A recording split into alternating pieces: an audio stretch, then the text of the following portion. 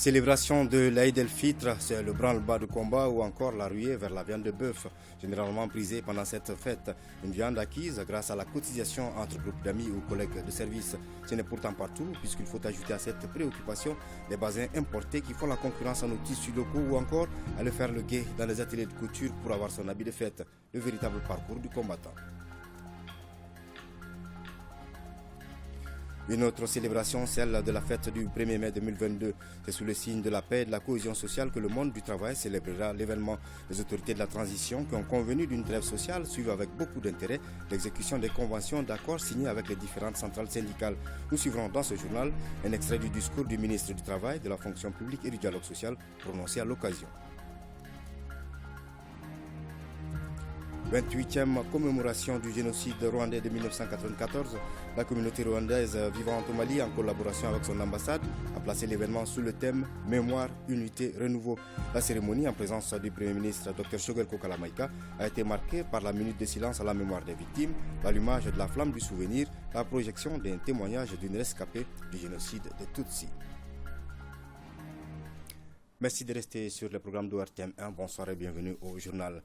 La communauté rwandaise vivant au Mali, en collaboration avec son ambassade, a commémoré le 28e anniversaire du génocide perpétré contre les Tutsis en 1994. Commémoré sous le thème Mémoire, Unité, Renouveau, la cérémonie a été marquée par la minute de silence à la mémoire des victimes, l'allumage de la flamme du souvenir et la projection du témoignage d'une rescapée. Il était donc en présence du Premier ministre Dr Shogel Kokala Maïga. Reportage de Bouakar Babli Touré. Le 7 avril 1994, une date restée à jamais dans la mémoire du peuple rwandais. Une page sombre de l'histoire de ce pays, marquée par un génocide perpétré contre les Tutsis qui a fait plus d'1 million de morts. 28 ans viennent de s'écouler avec le souvenir, la mémoire toujours vivace de nos disparus. Parents, frères et sœurs, proches, brutalement arrachés à l'affection des leurs, brutalement exterminés. Tous ceux et celles qu'on ne reverra plus jamais. Devoir de mémoire et de souvenirs marqués par la minute de silence à la mémoire des victimes, la projection du témoignage d'une rescapée du génocide, la lecture des 28 messages de la 28e commémoration. Pour cette édition, le thème retenu est « Mémoire, Unité, Renouveau ». La commémoration, comme celle d'aujourd'hui, permet de rendre hommage aux victimes emportées par cette folie humaine, mais aussi elle permet de reconforter les survivants et les familles des victimes qui ont perdu les leurs, souvent dans des conditions innommables. La commémoration leur rend leur dignité et nous donne l'occasion de leur signifier tout notre soutien, notre solidarité. Cette communion de prières, des cœurs et des pensées n'est guère surprenante, car elle est la manifestation de l'excellence et de la solidité des liens de tous ordres qui unissent nos deux pays et nos deux peuples frères, ainsi que leur attachement commun aux valeurs universelles de justice, de liberté, de dignité et de paix. En ces temps douloureux que nous partageons, je garde une pensée pieuse pour les survivants de cette tragédie. Par la même occasion, je voudrais, Excellence Monsieur l'Ambassadeur, vous prier de bien vouloir transmettre au président de la République rwandaise, son Excellence Paul Kagame, le message de solidarité et de compassion du président de la transition chef de l'État, son Excellence le colonel Assimi Goïta.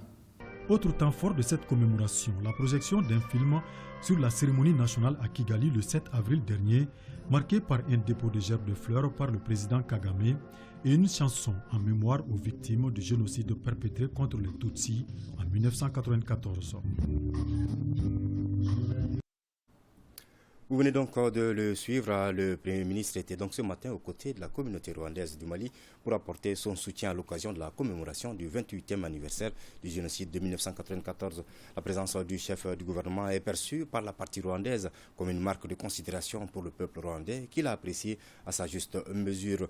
Nous vous proposons d'écouter Jean-Pierre Karabaranga, ambassadeur de la République du Rwanda au Mali, au micro de Fousseni Tunkara. D'abord, je voudrais sincèrement remercier le chef de l'État, le colonel Assimi Goïta, pour avoir été représenté à la cérémonie de commémoration du génocide perpétré contre les Tutsis aujourd'hui par son Excellence le Premier ministre et chef du gouvernement. C'est un signe de fraternité, de solidarité que le peuple malien et le gouvernement malien ont envoyé au peuple rwandais aujourd'hui, au moment où nous commémorons cette période de 100 jours, une période de commémoration, de tristesse, mais une commémoration qui nous aide à aller de l'avant. C'est un signe fort, d'autant plus que ça a été accompagné par un message fort de soutien, de solidarité, qui cimente les liens traditionnels et historiques entre nos deux peuples. Alors le message que je peux transmettre au peuple malien, c'est de rester unis. Je suis sûr qu'en restant ensemble, vous allez pouvoir relever tous les défis et tous les challenges auxquels vous faites face aujourd'hui. C'est sous le signe de la paix et de la cohésion sociale que le monde du travail célèbre le 1er mai cette année. Les autorités de la transition qui ont convenu d'une trêve sociale suivent avec beaucoup d'intérêt l'exécution des conventions d'accord signées avec les différentes centrales syndicales. Le gouvernement de transition œuvre inlassablement à l'amélioration des conditions de vie et de travail des travailleurs. Suivons un extrait du discours du ministre du Travail, de la fonction publique et du dialogue social prononcé à l'occasion, propos recueillis par Aluseni Touré. Ce 1er mai 2022, les travailleuses et les travailleurs du Mali célèbrent avec l'ensemble de la communauté internationale la fête du travail. La fête du travail est l'occasion pour les travailleuses et les travailleurs de jeter un regard sur les progrès accomplis en matière de droit au travail, mais aussi d'explorer les perspectives pour l'avenir. Au Mali, les travailleuses et les travailleurs ainsi que leurs organisations syndicales respectives ont toujours joué un rôle déterminant dans le processus de développement politique, économique et social de notre pays depuis l'accession de notre pays à la souveraineté nationale. Les partenaires sociaux qui les représentent s'inscrivent désormais dans un syndicalisme de développement et demeurent aux côtés de l'État, un partenaire clé pour la promotion des droits fondamentaux au travail à travers la promotion d'emplois et de revenus décents, la valorisation des ressources humaines, l'amélioration constante des conditions de vie et de travail, facteurs essentiels dans la lutte contre la pauvreté. Mesdames et messieurs, le gouvernement de transition poursuit avec détermination la mise en œuvre des protocoles d'accord conclus entre les centrales syndicales et avec d'autres syndicats autonomes et sectoriels.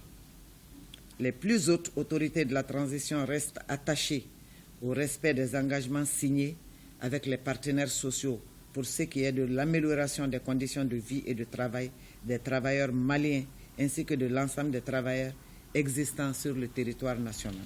Au regard de la situation que traverse notre pays, la commémoration de la fête du travail pour cette journée du 1er mai 2022 est placée sous le signe de la paix et de la cohésion sociale.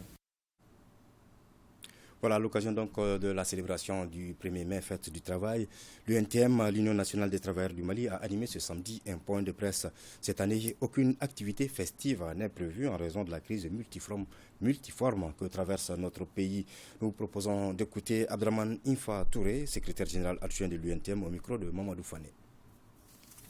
L'objet du point de presse ce matin, c'est communiquer avec les travailleuses et les travailleurs sur la fête du 1er mai.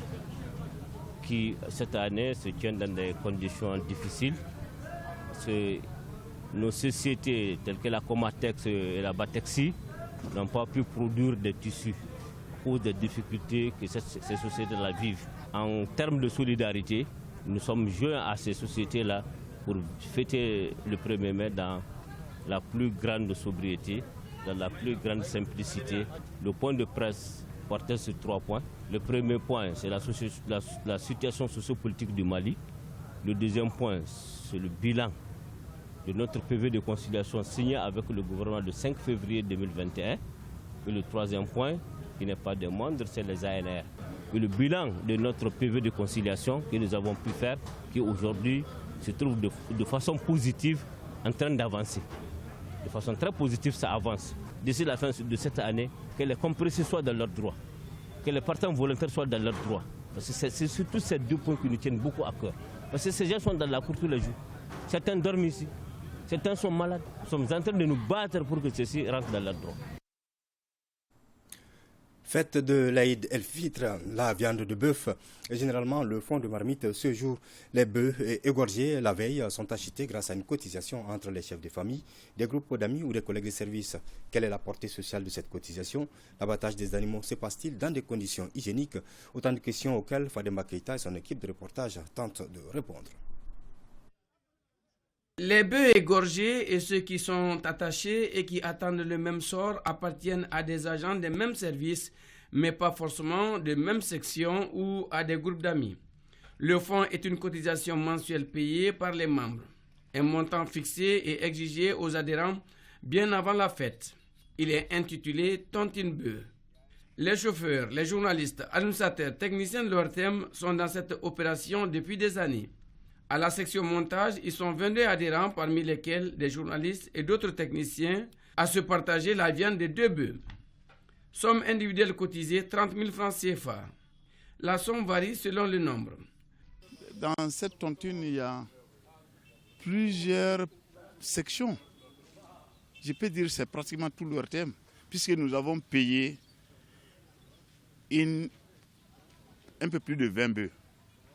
Et dans ces 20 bœufs, toutes les sections sont représentées. La section des monteurs, la section des caméramans, la section des journalistes, etc., etc. Donc, on peut dire que c'est l'ensemble de l'ORTM. Nous sommes au nombre de 19 personnes. Chacun paye 30 000 francs. Nous avons abattu 2 bœufs de 350 000. D'abord, ça permet de resserrer les liens de collaboration entre les agents de l'ORTM. Ça resserre également la confiance entre les uns et les autres. À l'école Maligué Fall de l'hippodrome, les 29 enseignants membres de la tontine édition 2022 se partagent la chair de 3 bœufs. Nous ne sommes pas à notre première fois. Ça fait pratiquement plus de 12 ans que nous sommes dans ça. Et généralement, nous cotisons chaque mois. On a commencé par 2 000 francs, mais au jour d'aujourd'hui, nous sommes à 3 000 francs par mois. Et sur les 12 mois de l'année, ça fait chaque participant cotise 36 000 francs sur l'année. C'est purement volontaire. Ça nous permet de se réunir, d'être un seul homme pour pouvoir organiser cet abattage. La somme varie selon le nombre. Pour les adhérents, peu importe le montant cotisé, mais sa portée.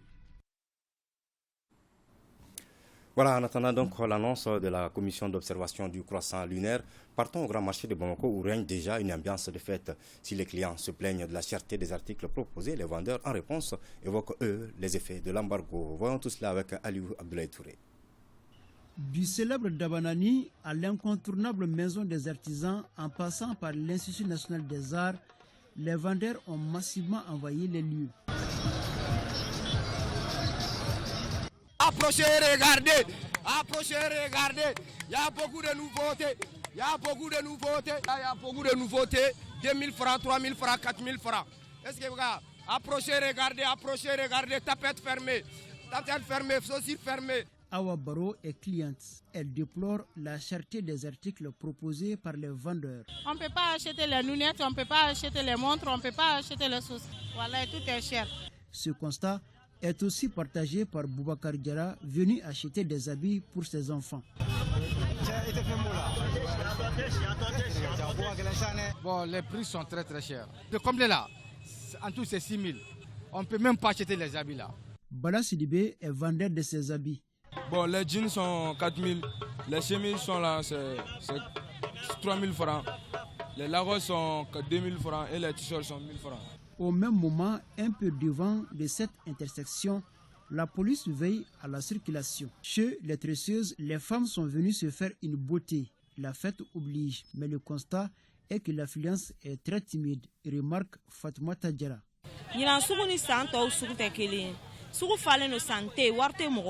Chez les gérants de parking moto, c'est le même refrain.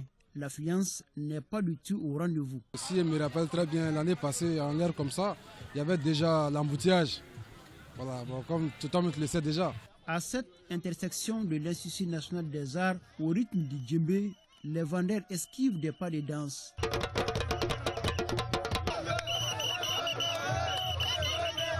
En espérant davantage attirer les clients qui font les tours des étals. Voilà, direction à présent Caille où le grand marché affiche déjà les couleurs de l'Aïd el-Fitr.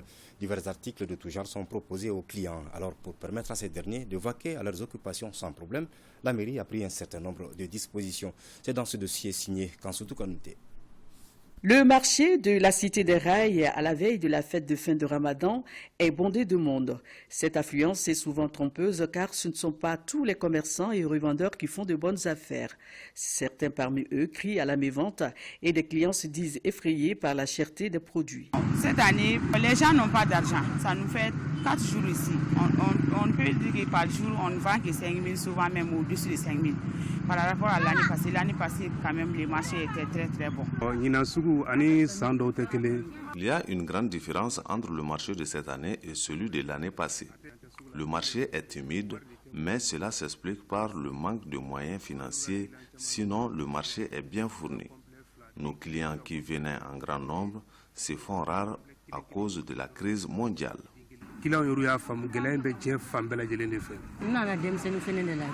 Je suis venu acheter des vêtements pour mes enfants. Cette année, les prix sont excessifs. Certains, par contre, se frottent bien les mains et sont très heureux. Cette année, les activités marchent mieux que l'an dernier. Les gens viennent ici jusqu'au soir. L'affluence est grande. Nous remercions le Tout-Puissant. Chaque année, à la veille des fêtes, le grand marché de la Cité des Rails ressemble à une fourmilière. Les rues adjacentes du marché sont envahies par une marée humaine. La circulation est sujette à des embouteillages permanents. Alors, pour atténuer la souffrance de tout un chacun, la mairie a pris des dispositions en commun accord avec la police. Chaque année, à l'approche des fêtes, le maire prend un arrêté pour interdire l'accès aux gros porteurs et aux autres engins sur cet axe qui quitte le pont jusqu'à la brigade mobile d'intervention de la douane. Cette chaussée-là est envahie chaque fois par les vendeuses parce que il y a une place qui est réservée aux vendeuses, mais les gens vont toujours au-delà. Mais avec l'appui de la police, le problème est géré. Le grand marché de la Cité des Rails figure parmi les marchés les plus grands du pays. On y trouve divers articles venant du Sénégal, de la Mauritanie, de la Gambie, de la Guinée, de la Côte d'Ivoire et du Ghana. Allons à présent faire un tour dans les ateliers de couture avec nos amis tailleurs pour voir comment les choses se déroulent en cette veille de fête. Koumba Sissé, Siriki Koulibaly. Pendant la fête, tout le monde souhaite porter des habits neufs. C'est donc un moment où les tailleurs sont beaucoup sollicités. Bintou Touré est venue récupérer ses habits chez Madou Kone, tailleur à Bozola. Elle retourne satisfaite. J'ai amené mes habits depuis le 15e jour du mois de Ramadan. Aujourd'hui, j'ai trouvé qu'il a tout cousu. Je suis vraiment contente, car il n'y a pas eu de tiraillement. Il était même pressé que je vienne les récupérer et lui remettre son argent. Monsieur Kone, le tailleur, est strict dans son travail, car selon lui, s'il y a quelque chose qu'il déteste, c'est l'humiliation. Aucun client ne me serre le col parce que je prends toujours les habits que je peux coudre à temps. Je ne veux pas être humilié par les clients. Cet autre tailleur a la même perception des choses que monsieur Kone. Je n'ai plus assez d'habits ici, sauf ceux des clients qui ont volontiers accepté de laisser les leurs pour que je m'occupe au cas où j'aurai le temps de les coudre. Au cas contraire, ils attendent l'après-fête.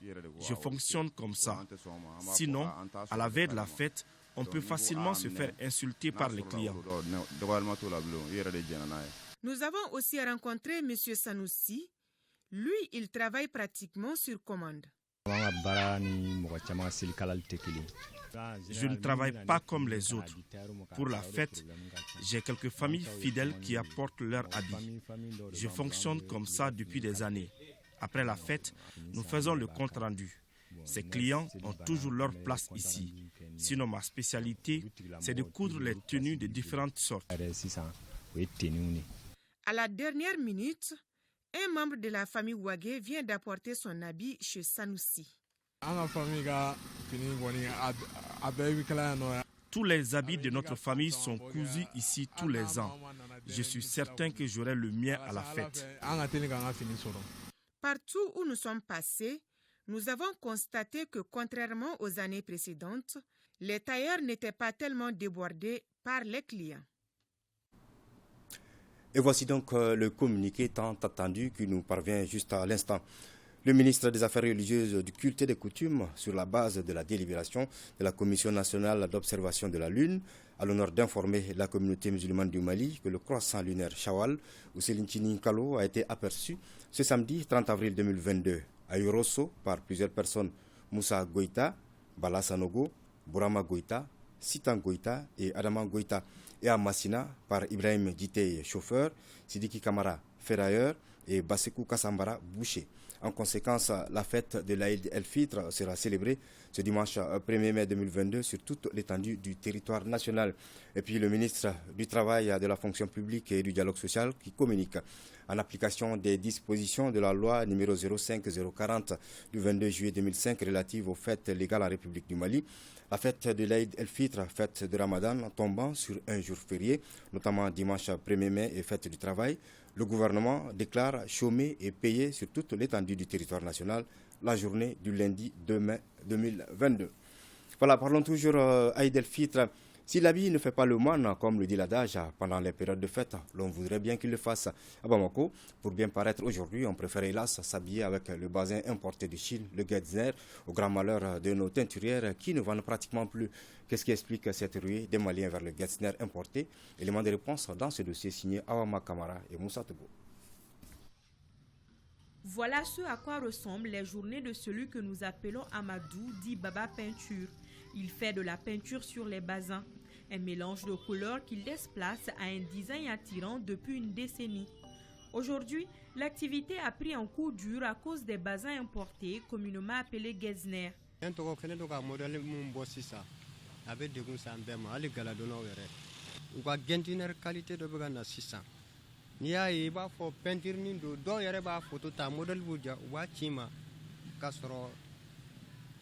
Amaken peinture ni abe machine nga baray quoi mais ani différence fitini dona ina atiki ga commenter aba la segi ma quoi parce que luta famu quoi a chargeru de boleno ina fa ni namguni beta soro ni peinture ni fene ni ganta chinois wa jar botan togola kana na ka kla kana afire.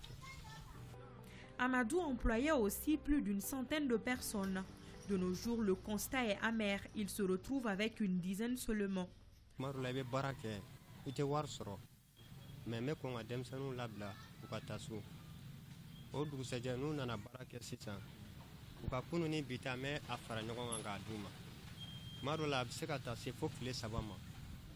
À l'approche de la fête de Ramadan, cette activité de teinture artisanale fait donc face à une rude concurrence due à la ruée sur le basin importé, teint de façon industrielle.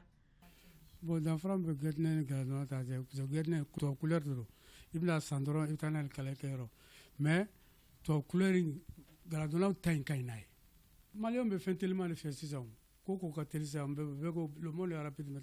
ami domina iko bi galadon ni pentrida ako sumayale non doni folo parce que bazen kura do be gana kabo Chine munun doni non galala o be ganga bara brisa nya mi nyogona doni o de gune ba ngan san no folo seli nyogorla ina ko ni marché bamake ni seli nyogorla ina. À l'image de Amadou Félix, Batoma Samaké, teinturière depuis une décennie, a vu une baisse drastique de ses revenus faute de clients.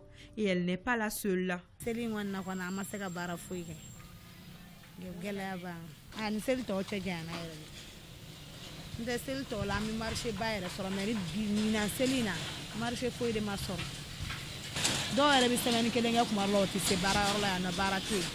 Ne demandez surtout pas côté qualité qu'est-ce qui est meilleur. À ce niveau, les avis divergent.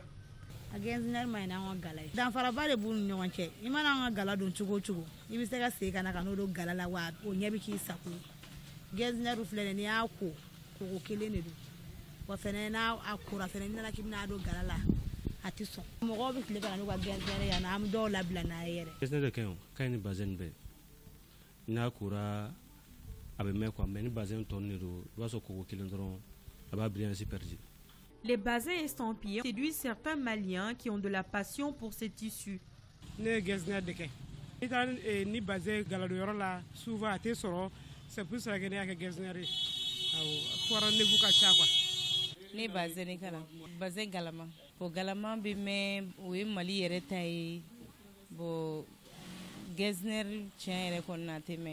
Dans les ateliers de couture, les bazins importés s'étalent à perte de vue. Bazin unique donné, c'est trop rare, Ibakala. Maintenant, tout est Getzner. Donné, il n'y a qu'à de bazin Cyril. Cyril donne le donné. Les bazins teintés étaient l'une de nos identités culturelles. Mais hélas, ils perdent leur valeur de plus en plus. Il y a beaucoup d'entreprises même, Galodna ou Bet Bina. Atomimbe Galafere ou Bina. Mimbe Loro Fere ou Fana Bina. Finu Gosila ou Fana Teka Bareka Fanaka Chaya. Bi. Et de deux, Mali Toho, Walafo Bafo, Tchubou Mali. Maintenant, il n'y a pas de Tchoub Mali. Si ce n'est pas Cyril. Cyril Indro, on va faire Cyril Mali.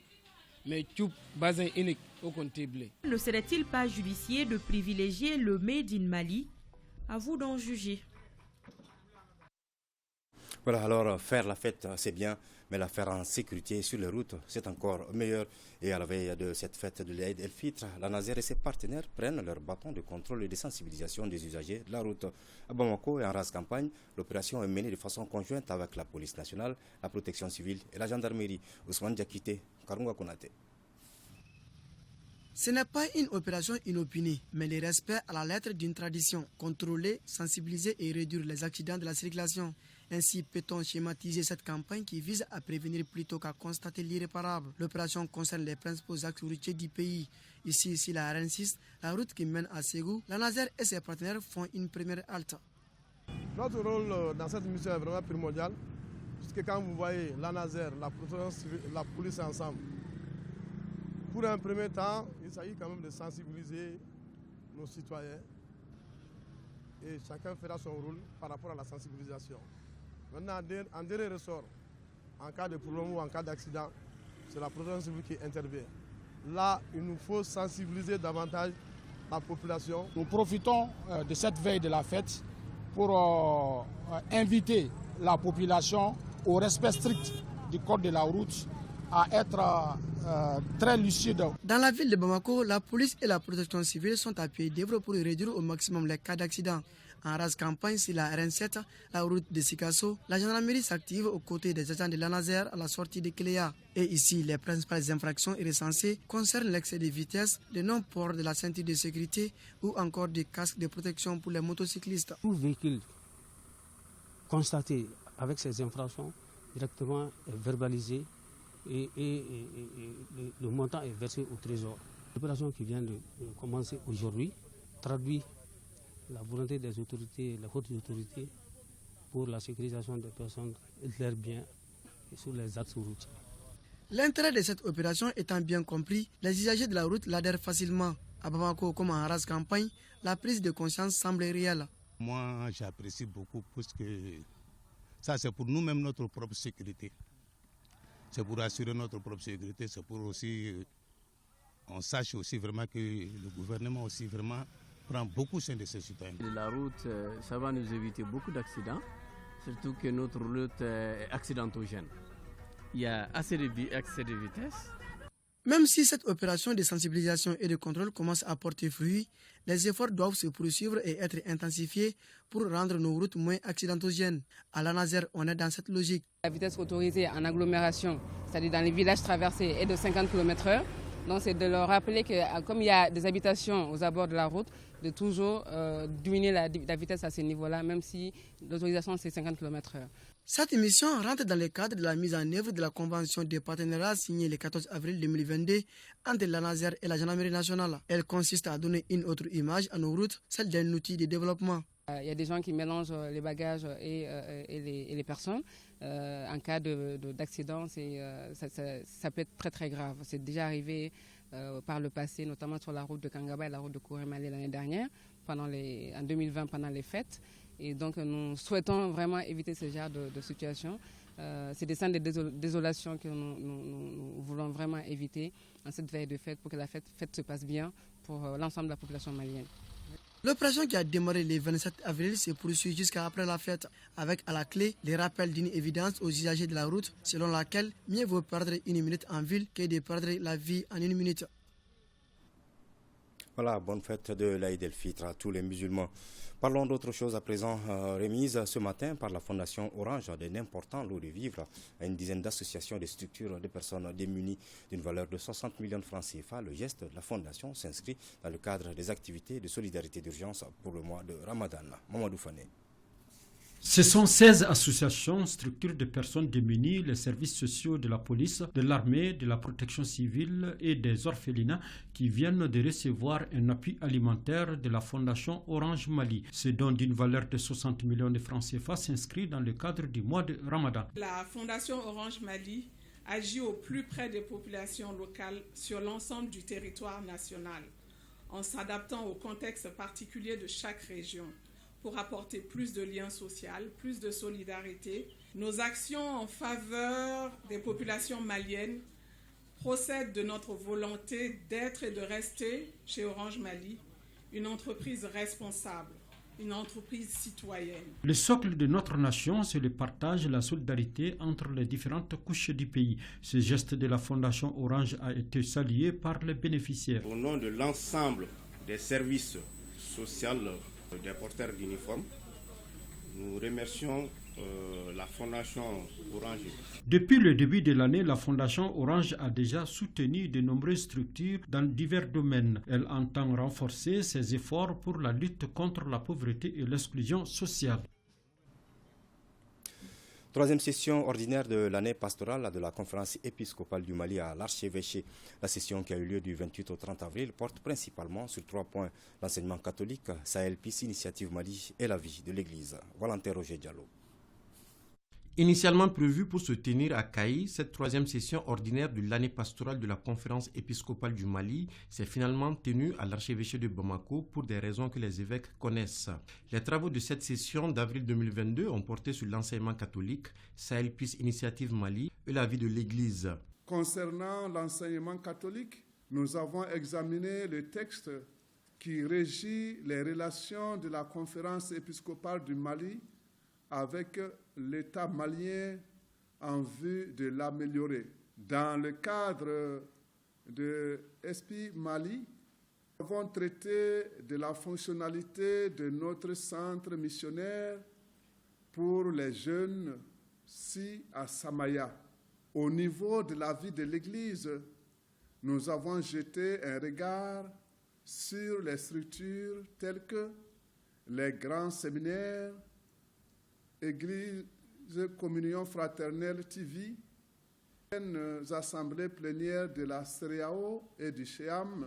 L'Église catholique participe évidemment à la construction de la paix et la cohésion sociale dans notre pays. De ce fait, elle s'est intéressée au phénomène de l'esclavage par ascendance dans la région de Caï. Elle salue les efforts de l'État et les personnes qui œuvrent pour la résolution de ce problème. L'Église est notamment préoccupée par la situation actuelle du pays. Nous avons mis notre session à profit pour la levée des sanctions imposées à notre pays. Nous félicitons nos forces armées et de sécurité pour les efforts louables et visibles de sécurisation du pays. En cette fin de Ramadan et en ce temps pascal, les évêques présentent leurs vœux de bonnes, joyeuses et fructueuses fêtes à la communauté musulmane et chrétienne du Mali. La Cité des enfants de Bamako vient d'ouvrir les portes d'un nouvel espace de loisirs dénommé Grand Hangar. Cette composante du parc d'attractions de la cité est destinée à la petite enfance de 2 à 5 ans. La nouvelle infrastructure a été entièrement financée sur le budget national pour un coût de plus de 200 millions de francs CFA. Barakissa Ouattara, Aliou Touré. Bâti sur une superficie de 2500 mètres carrés, le grand hangar du parc d'attractions de la Cité des Enfants ainsi inauguré abrite un lot de jeux. La cité elle est composée de 4 entités. La première entité, c'est la direction générale, le siège du Parlement national des enfants du Mali, et le quartier des enfants et le parc d'attractions. Et chaque entité a ses composantes. Donc les composantes du parc d'attractions, c'est les manèges, c'est l'espace, un labyrinthe de connaissances. Donc l'espace manège qui est concerné ce matin. Donc ce grand hangar est aussi une sous-composante de la composante manège du parc d'attractions. Ce nouveau joyau renforce ainsi la capacité d'accueil de la Cité des Enfants ainsi que l'offre de services. Franchement, ils sont en train de faire de bonnes choses pour nos enfants. Et surtout, ce que je viens de voir, vraiment pour le tout petit, il n'y a pas mieux. Ce que j'ai vu aujourd'hui, tout enseignant devrait être fier de ça. Vraiment, je n'ai pas de mots pour ces différentes réflexions pour obtenir ce fruit-là.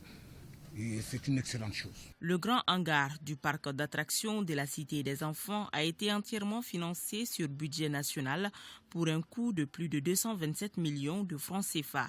Vous aurez compris que la réalisation de cette infrastructure destinée à la petite enfance de la tranche d'âge de 2 à 5 ans traduit en actes concrets les dispositions de l'article 31 de la Convention relative aux droits des enfants, le droit à l'éducation, au repos, au loisir, de se livrer aux jeux et aux activités récréatives propres à son âge et de participer librement à la vie culturelle et artistique.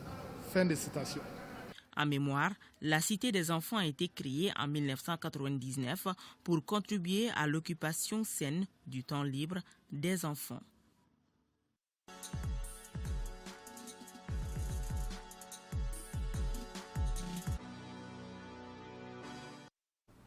On va maintenant parler sport avec Abdul Karim Kaba. Bonsoir. Bonsoir, Kamara Diallo. On ouvre avec la 21e journée du championnat national de Ligue 1 qui a été bouclée. Tout à fait, avec des résultats entre autres par rapport à cette 21e journée. Le Djoloubé AC et l'Olympique ont fait match nul un but partout. L'USFAS a été battu ici à Bamako par l'Union du cercle sportif de Kita, Yosekita.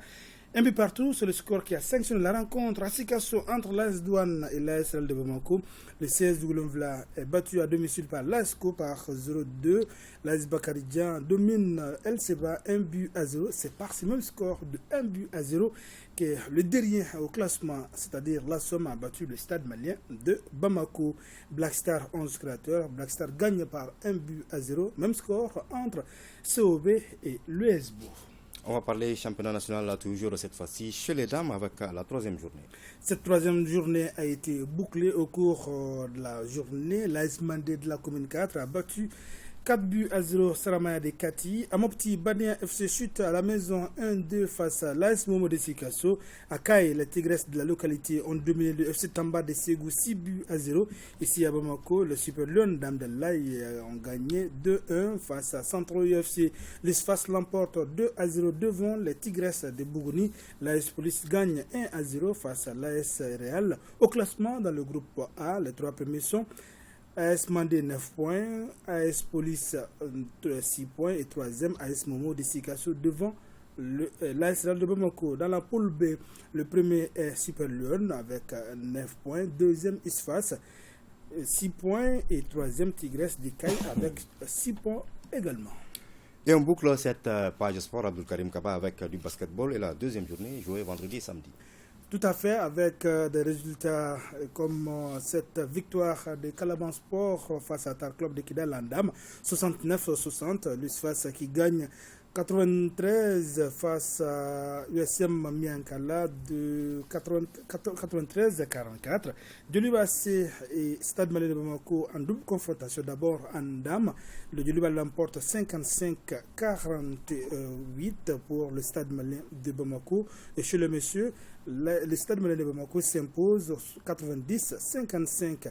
AS Police également et l'AS Real de Bamako, c'était en double confrontation en dames et messieurs, ainsi en messieurs. L'AS Police a été battue par l'AS Real de Bamako 91-86 et chez les dames, les policières l'emportent par 77-51.